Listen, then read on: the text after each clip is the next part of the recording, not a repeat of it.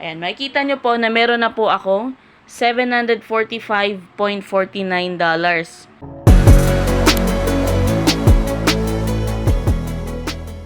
Hello guys, this is Optimistic Me TV and welcome back to my channel.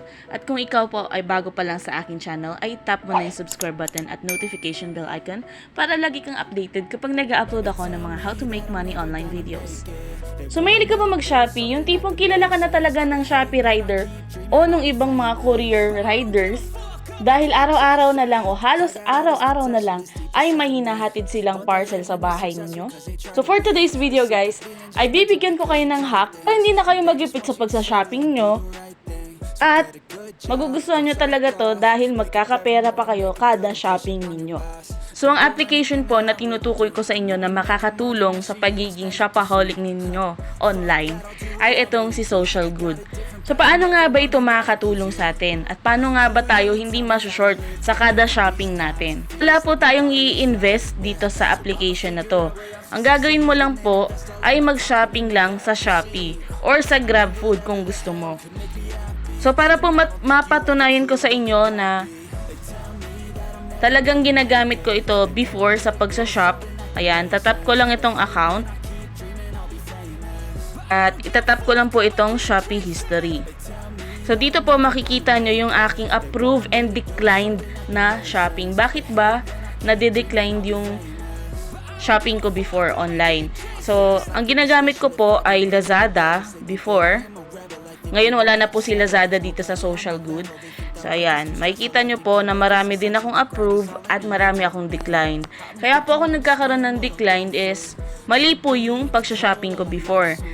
Ang ginagawa ko kasi, ina-add to cart ko muna bago ako pumunta ng Social Good. Which is mali pala, hindi mo pala dapat i-add to cart muna yung mga bibilihin mo. Paano naman na-approve yung shopping ko dito sa Social Good? Eh wala na ngang Lazada. Don't worry guys, dahil andyan naman si Shopee. Sa mga Shopee users, ito po ay win-win situation para sa inyo dahil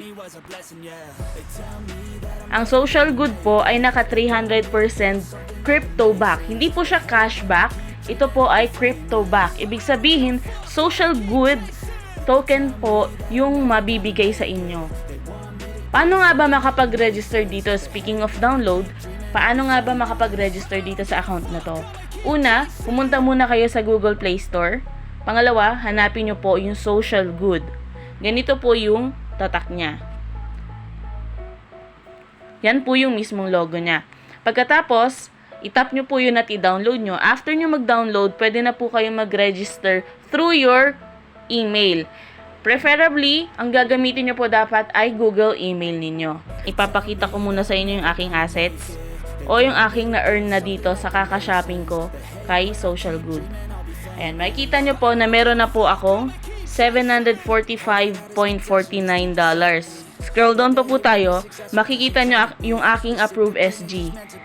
Ito po ay puro lang sa pagsha-shopping ko sa Lazada last year. At pag reinstall ko po nitong Social Good, dahil nakita ko po yung ibang reviews na tumaas na nga daw po yung rate ni Social Good, ayan, nakita ko po na meron na po akong approved sa shopping na 15,211 and 0 point something na SG. And makita nyo po yan dito. Imagine niyo, nag-shopping lang ako before sa Lazada. Ayan, ngayon, nagkaroon na ako ng $745.49. Punta lang tayo dito sa may shopping. At itap lang natin itong Shopee or GrabFood dahil ito po yung mga available na application dito sa ating bansa. And since sa Philippines tayo, ang available po dito ay yung Shopee PH kung mahilig ka mag-shopping. At kung mahilig ka naman sa mga pagkain, don't worry guys, dahil available po yung GrabFood PH. So paano nga ba tayo magsha-shopping dito? Tap lang natin yung Shopee. And itatap po natin itong Shop Now.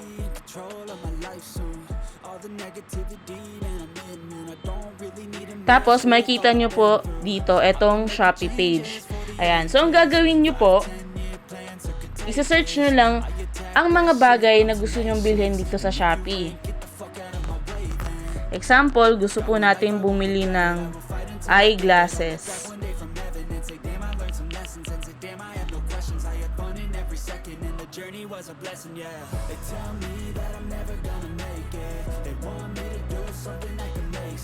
Itatap lang po natin itong item na gusto nating bilhin. At pagkatapos, itatap lang natin itong buy now. Pagkatapos po, itatap natin itong use the stores app. So ngayon, nandito na po tayo sa mismong application ng Shopee. Itatap lang po natin itong buy now. Pagkatapos, itatap lang ulit natin. And then after that, itatap lang po natin itong place order.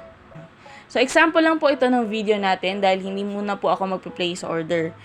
So, ganun lang po kadaling kumita dito sa social good.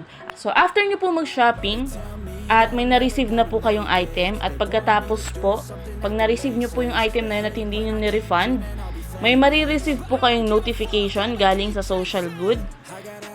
At dito po sa may shopping history, makikita nyo po kung ano-ano yung mga na-approve na at ongoing pa. Ayan, so makikita nyo po dito, October 31, meron po akong daily store visit. Ayan, isa pa po yan sa pwede nyong gawin dito sa social good. Magvi-visit ka lang po ng application nila, meron na po silang ibibigay sa iyo na social good token. So as for me, meron na po akong nabigyan na po nila ako ng 60.402279 SG. Ayan. Noong October 31 at noong October 30 po, binigyan po nila ako ng 59.820538. Hindi po ako nag-shopping dito nung mga panahon na ito. Itong panahon na po na ito ay tinatrack ko lang po yung aking earnings dito sa social good. So, wala pong invite yan kahit isa, guys. Makikita nyo yan lahat dito. Wala po kayong makikita na invite dito sa history ko, guys. Puro lang po ito pag shopping. Yan. Kaya po kung interesado ka dito sa application na to at mahilig ka kasi mag-shopping, kagaya mahilig ka po mag-Shopee, ayan, ay i-download mo na po itong application na ito dahil magkakapera ka po talaga dito. Pero disclaimer lang po, hindi po ito available for TikTok users. Shopee and GrabFood users lang po ang pwede dito. Wala na din pong Lazada. I don't know why, kung bakit wala na pong affiliate program dito yung Lazada. Pero Shopee na lang po, pati GrabFood yung naiwan dito na application na available po sa Philippines. Yan, pakita lang po ulit natin yung aking assets dito sa social good. Wala po akong in-invite dyan, as in 0 invites po yan. Ang ginawa ko lang po talaga ay nag-shopping lang po talaga ako last year. At yan, nagbunga na po yung aking pinag-shopping. Kung i-convert po natin itong $746.56 ngayon, as of today. So, as of October 31, guys, ilalagay lang po natin dito, no, yung ating earnings.